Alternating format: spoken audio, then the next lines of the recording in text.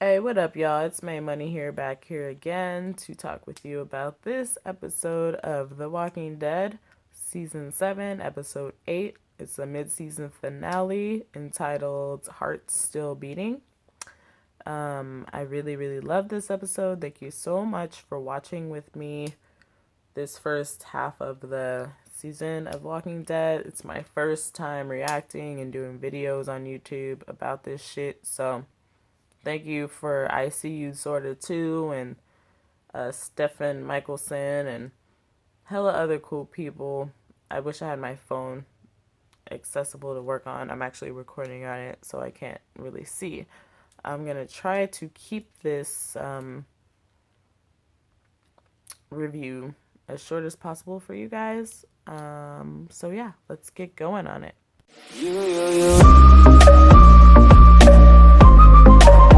California dreaming about you. So a lot happened in this episode, and I'm gonna try to keep it as concise and concise as possible.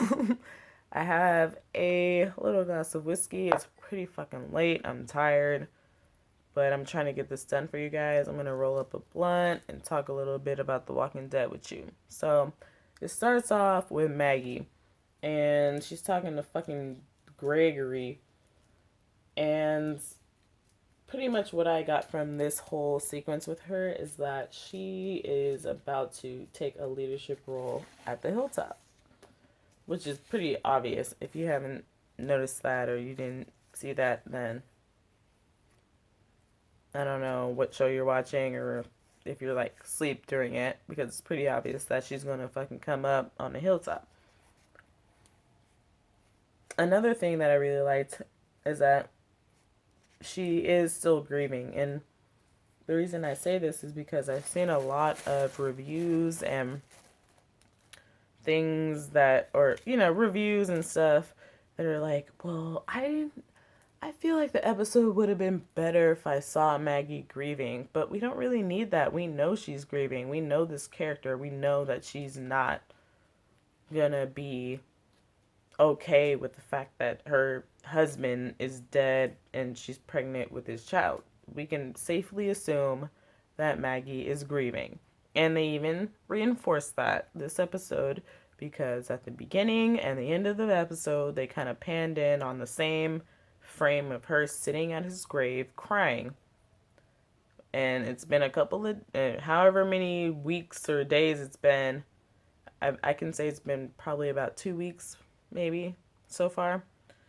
And we can safely assume that she's been back to his grave a couple of times since his death. Okay? We don't need a whole fucking episode about that. Anyway, the question I have about Maggie is, what role will she be playing as a leader and a pregnant woman at the Hilltop? Like, how is this gonna really work out? It's interesting to me. I'm not saying it's impossible, but I am interested to see how this kind of gets going, especially when she does have the baby. That'll be interesting to see how she just kind of gets into her mojo and what happens to Gregory or whatever. So let's move on to Aaron and Rick. And I have to just touch on the beginning of them because they have like a part 1 and part 2 of this review. So Aaron and Rick, they are trying to like scavenge for the saviors, and they've come across this dude that is supposedly dead or whatever, and they go across the river. I don't really have to talk about that part, but they go across this fucking river or whatever, and they're gathering the shit that they, found in the fucking river, pretty much. And the interesting part that I found about this sequence is when they were talking about Rick and how he's, not fighting back and trying to save lives, and how Aaron understands. He was like, I was there. I can understand that you don't want to lose any more people, yada, yada, yada. whoa. So I just really, really liked that because it kind of makes us, it reinforces the kind of character that Rick is. He's willing to swallow up all his pride, all his rage, all his hate to save his people. I'm rolling up a blunt if I'm not looking at the camera right now. I'm sorry. But anyway, so I just really liked that, like how he, you know, it's been pretty hopeless this whole season, but we know the kind of character that Rick is, and we know that he's doing the things that he's doing to protect his children and his people and his loved ones. So, you can't just blame him. He's the face of this whole, problem, but he's not all to blame. So I really, really liked that. Put him Michonne a little bit because she was kind of an easy topic to touch on. But I liked how, first of all, I had to go back and watch what happened because I didn't catch it the first time. I didn't understand what was going on. The lady wasn't responding. If you watch my last review, you would see that I thought that lady wasn't even a part of the Saviors, or maybe she's going to lead her to the kingdom or something.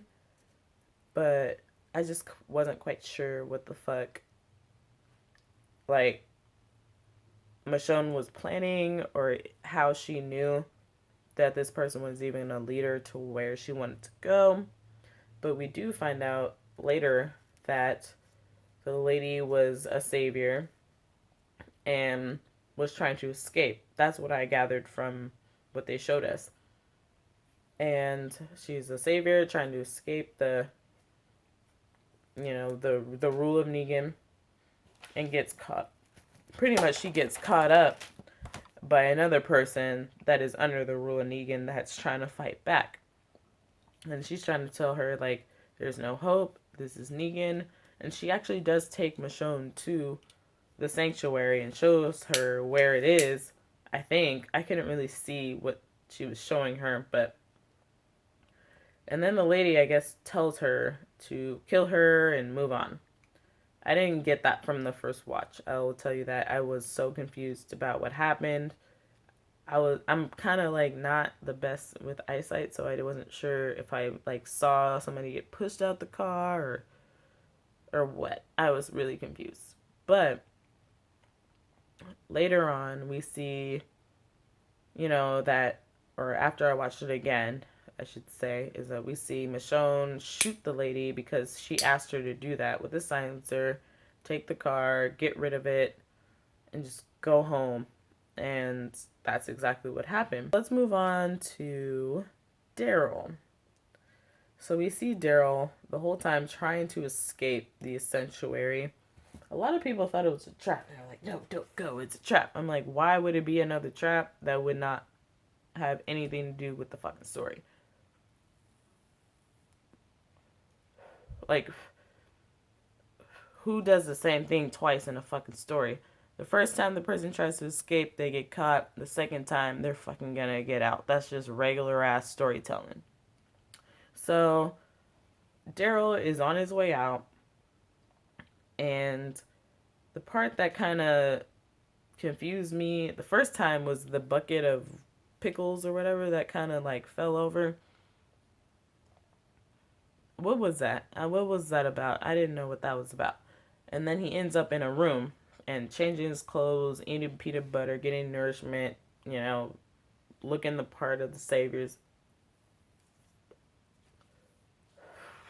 And then after a while, when he looks at that puzzle piece or whatever, or that little whittled out carving, I was like, oh, he's in Dwight's room.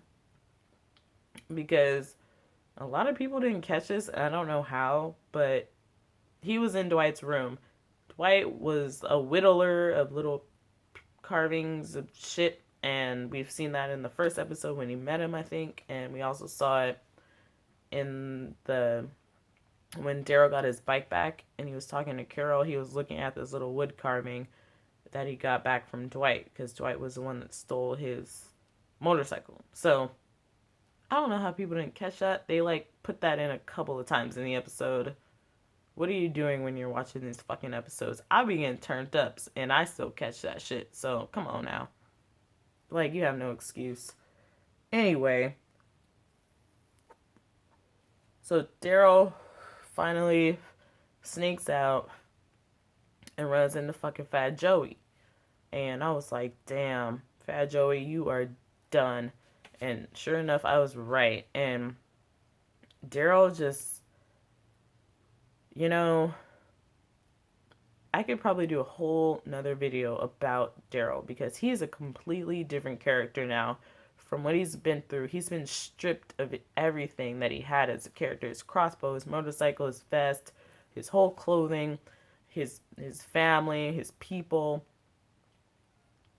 I mean, and now he's naked in the dark in a cell being tortured on Easy Street or whatever. And you know, you're going to come out of that a different person. So we're going to see a whole new Daryl.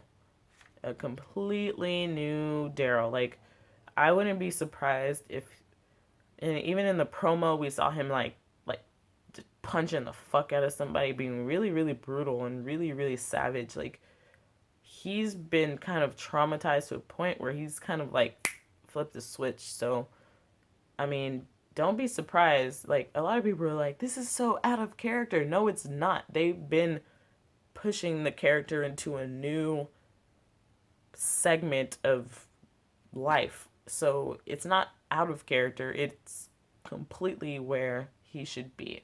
Hold on, my cat's fucking meowing.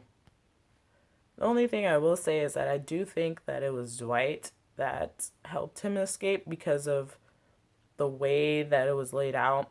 He got the motorcycle key, he got the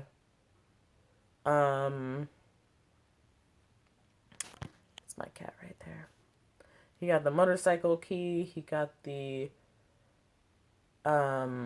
like the whole diversion. He ended up in Dwight's room right on that spot. I think Dwight really like led him out of there.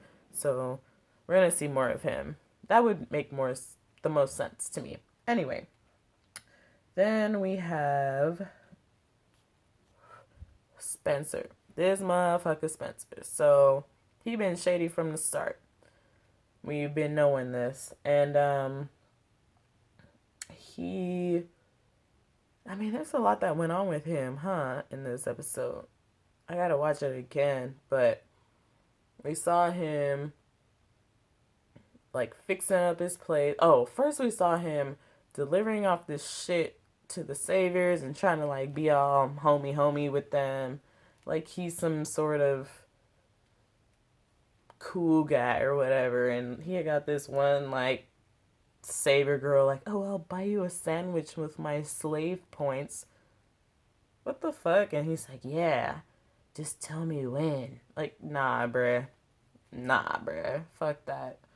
And then we have a scene where he's like getting all dressed up, cleaned up to go fucking see Negan. And I'm like, what the fuck? Like, do you think you are anywhere close to being able to fucking deal with this type of psychopath? Like, this fool is crazy. 1 second.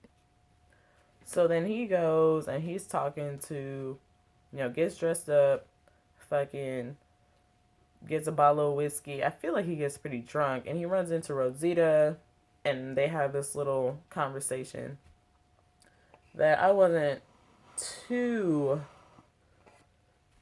interested in. I felt like it was pretty obvious that Rosita was using him.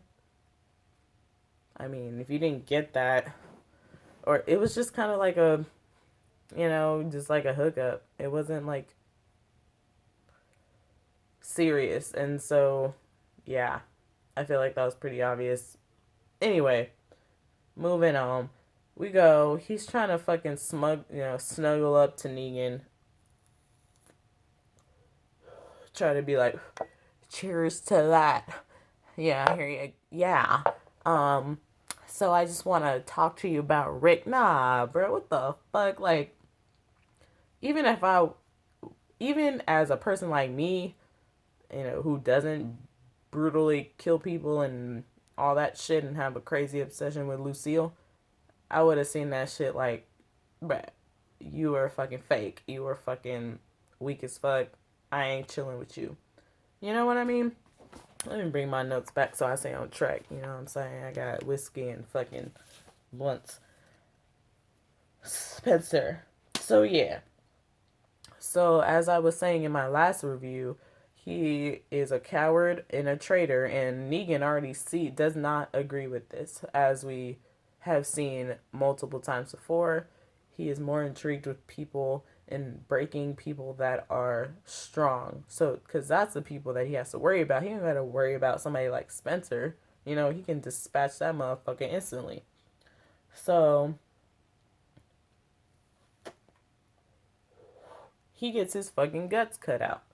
Negan makes like a really cool analogy about guts and how Rick has guts to defy him and to look at him a certain way, and he's still doing things to save his people, and he has, you know, guts to even suppress all the shit. Like, he's seen a video of Crazy Rick with the bloody beard Rick, and so he's like, that motherfucker has guts, but you don't have any. And then he stabs him and then slashes him. He's like, oh, you do have guts. And fucking Jeffrey Dean Morgan, every time, fucking every time he gets me, I'm like, you did something so horrible, but it just worked out so well, and I still find myself laughing. And especially like a character like Spencer, I fucking hated Spencer. I thought he was a little bitch, and he needed to go anyway. I was ready for him to go, and it happened. I was like, damn, I wouldn't wish that kind of death upon anybody, but okay, Spencer, yeah, you can have that death. And it just worked out. And then next, this is one of my favorite parts. Where one of my favorite parts, cheers guys, we see Rosita, because before that, she has this talk with Father Gabriel that I really, really liked. I'm going to try to get through it really quick. He's like telling her, we need to do this together, and you are strong, you are brave, you are a great fighter, and like, why do you need to die? Like, we need somebody like you who is ready to fight back, who is willing to die. And like, if you are willing to die, why are you wasting it on one bullet? Like kill a whole bunch of people and then die. You know, die in an effort with everybody, as opposed to being like a martyr or whatever. You know what I mean? So I saw what Father Gabriel was saying, and I really, really like this character even more every time I see him, because he is starting to step up, and I hope that they do even more where he starts to become a fighter too, and also like a reasonable kind of person. Like, it's not about religion, it's about like just being a reasonable, strong person, and like stepping up and seeing people that are worth kind of saving and worth fighting with and worth making connections with. That's what I see in Father Gabriel. He's like, I see these strong people and I want to be like them, and he's trying his best, and I'm seeing that, and it's working out for me. It works for me. I'm liking where Father Gabriel has come and it is now. Excuse me. So yeah. So this is the best part. Rosita, after what's his name? Spencer. After Spencer gets his fucking guts cut in, she is like, I'm like, don't do it, Rosita. Don't do it, Rosita. Come on, don't do it. It's not the time, Rosita. Don't do it. She does it. Pulls out that fucking gat. Bow. Shoots a motherfucker. Luckily for him, Lucille saved his ass, because apparently he was in the way. Oh, and Jeffrey Dean Morgan, like, flip the switch. He's really good at playing this character, because he shows the like almost like bipolar sides of Negan. Like first he's like real happy and cool and like telling jokes, and then like once Lucille got shot, he was a different kind of Negan, or maybe like multiple personalities or something. Like he was really, really like a different kind of Negan that we haven't seen yet. He was pissed and trying his best not to just bash everybody's head in, because he knows he's at a point where he's leading off of fear, and if he were to just brutally beat everybody, people would retaliate. So he's trying his best to keep his facade kind of the way that what's his name, King Ezekiel is doing, but in a different way. But we saw him kind of like lose it the same way Daryl lost it, like just flip that switch, you know what I mean? So that was really, really, really raw and interesting to me, and I hope we see more of that, because he's very attached to this bat. Once that bat got shot, he was a completely different person, and that was very, very cool. And then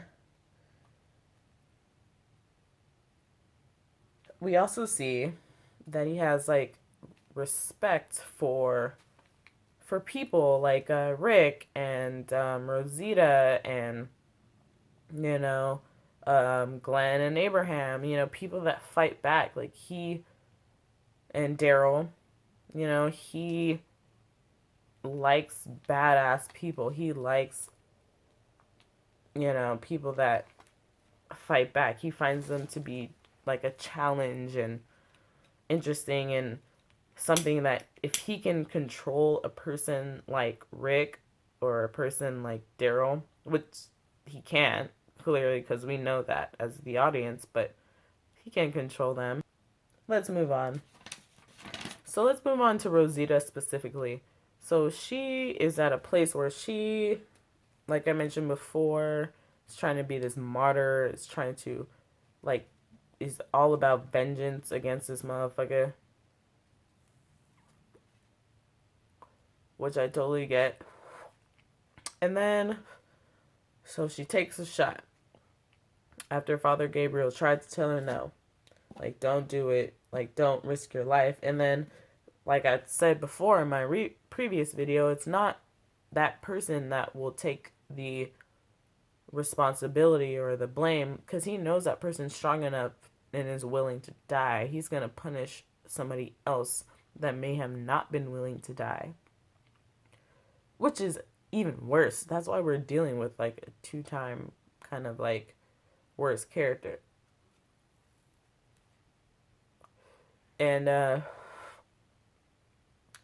so she takes a shot, and you can tell that she's like really, really regretting her decisions. Like, no, take me. No, you're supposed to take me. And I guess she didn't get that the first time from Negan.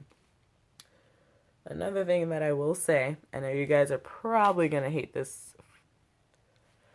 but yeah, I see a parallel between Rosita and Daryl, where they're very vengeful, willing to die for vengeance to get the person, and if they die, as long as they kill that person that they're like seeking vengeance from, or then they're willing to die.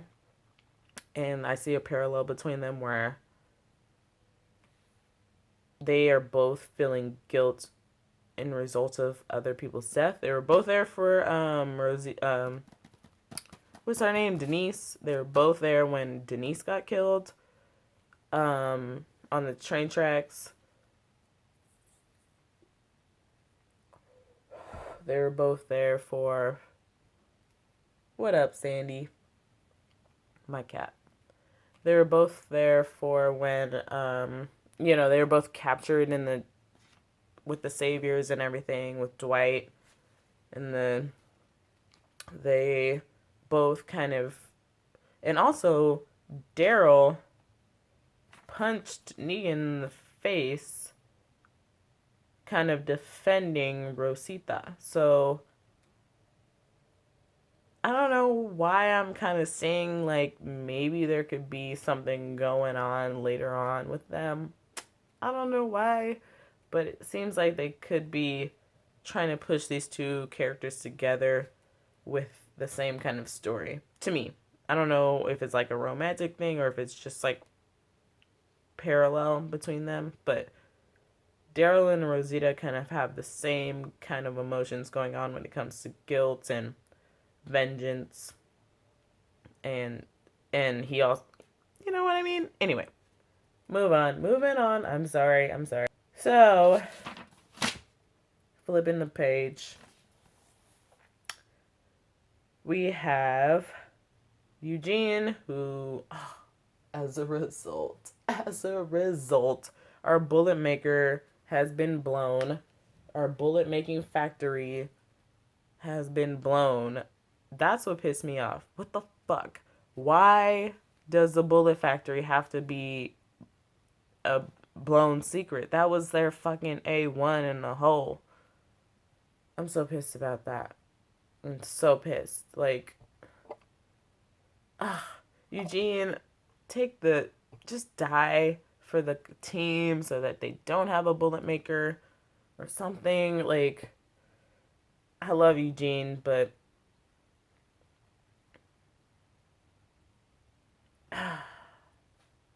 that just really, really hurts me in my heart. Anyway, so,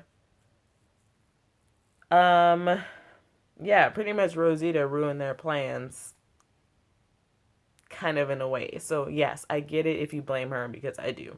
Anyway,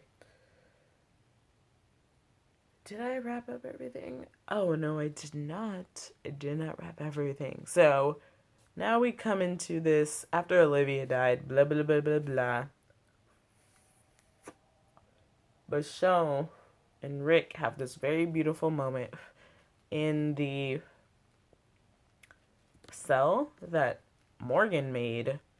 That this is the first time we're actually like seeing it again, I feel like. So, what does that mean? Why were they in the cell? Why are they showing this cell? So, yeah. So, I guess Sheriff Rick is in the cell.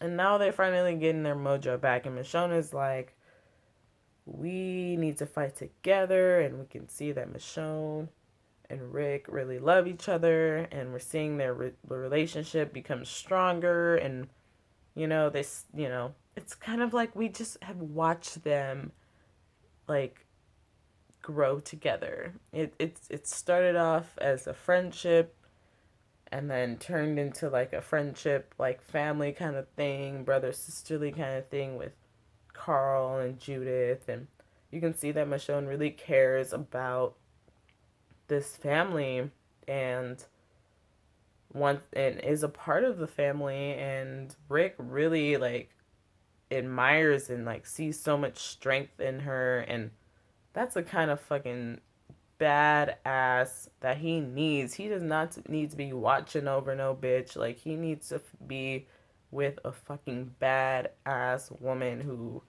like, could probably take him out. You know what I mean? So, I'm loving that. I loved that whole scene where she was like, it's time to fight. Like, you told us that we have to fight. Like, it was you that said that. So, let's fucking do what you said. You were right a long time ago. So why are you going back? You know what I mean? So, that was beautiful. And then the next scene, I thought it was gonna be Daryl that was coming for the gates, but then it was like Rick and Tara, who also like, this is her first taste of Negan. So can she just spill the beans, like, and be like, I know another place, they've been taken over by these same ass motherfuckers. Like, because she was just sitting there like, whoa, this is a whole nother level of fucking shit. And she's sitting there and thinking about what those women went through. So Tara's gonna be like, I'm gonna go back and I'm gonna fucking let you know that we're in the same position and we have people and let's fight. You know? Yes. That's what I predict. And then we just have this beautiful moment where everybody is reunited. Cheers to this shit. We have this beautiful fucking moment where they're all reunited and Maggie and Rick have this moment because they really care about each other. They've been together for a long time, and Rick looks over Maggie and really cares about her and was like, I should have listened to you from the start, and I'm listening now. You are going to be the one in charge. He put her in charge a long time ago when they first got to the Hilltop, so she's in charge now. So that was just beautiful. And then Daryl comes out the cuts, and I got so excited. I like jumped out of my chair.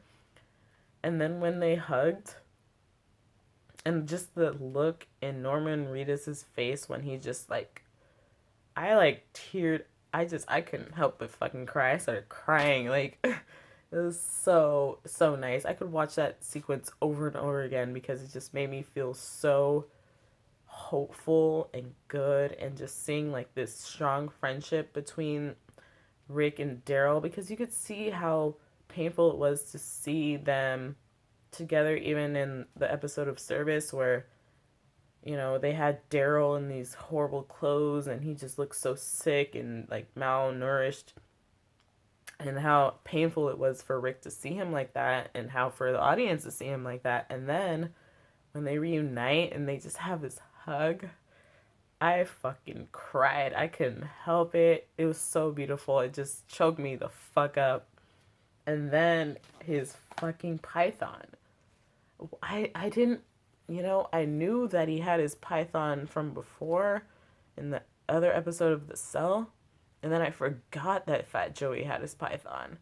And then when I saw the gun after he bashed his head in hella like brutally, which was really, really one of the craziest parts of the episode, then like I just like forgot that. And then when I saw it again, I was like, oh, of course. And then Rick got his fucking Colt python back.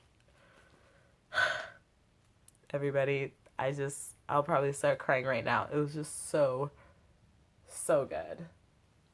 So a couple questions that I do have for you is that, will Carol finally like kind of snap out of it?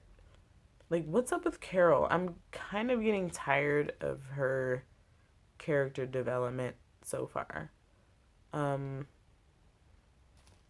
just kind of tired of it. Like, we know what she has inside of her, and if they're not going to use it, like, why keep her alive? You know, like, I would be really, really devastated if she died, but if you're not going to use this fucking badass character for something really, really, really, really good, then, like, what are you doing? So I'm interested. Like, what is going on with Carol? Let me know what you think. I loved the moment with Richard, when he was in the fucking the what do you call them things? The RV, and it was like hella like covered up. Wow. And I almost cried at that moment too, because he was just so hopeless and beat down, and he kind of was representing how I felt for them after that, when like Carol and Morgan wouldn't help him. You know, he is just alone, and he doesn't want to live this way, and he doesn't want to die either.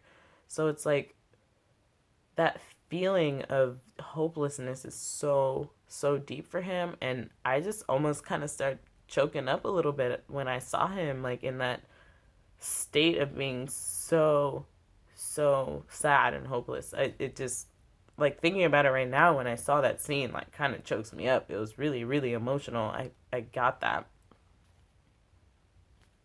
And then we saw this part about the boots, with the dude with the boots, or the lady with the boots. I don't know who it was, But for some reason, this is just the thing that I thought, because I haven't read the comic books and I don't really know anything beyond what we've seen so far. But um, the dude with the boots, I think maybe it could be Richard, the dude I was just talking about, from the kingdom, because he was at that like little area. So maybe he was next to that river, or maybe he's the dude that kind of sets a trap to see if there are people that are willing to fight back, or under the thumb of Negan, and maybe he will like kind of check them out, scope them out, and see if they are willing to fight back or not. Let me know what you think about that. Who do you think the dude with the boots are? I don't know if it could be a new character or what. I have no idea. So, either that or Cindy. But it didn't look like Cindy's boots, because I feel like we saw her boots. Hey, Sandy. Anyway, but yeah, so whose boots were those? And then we have, what's another question that I had? How will Alexandria summon like an army to fight back? Because we know they're gonna fight back, but how is it gonna go down? We saw in the promo that they're finally gonna get Ezekiel in it, so that's gonna be really cool. And then we see, what else did we see? We saw some battles going on. Maybe we'll get a better trailer for the mid-season. That would be really, really nice. I'll react to that.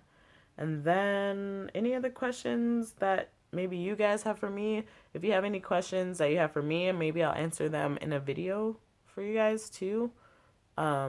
I'll do that for sure. So ask me any questions and I'll write them down, put them in and think about them and try to answer them for you. So put them down in the comments below. I think that's all the questions that I have and thoughts that I have for this episode. So yeah, I will make sure that I will be present during the hiatus of this show. Let me know if you want me to watch any other shows of The Walking Dead. And yeah, I'll see you guys in February. Later.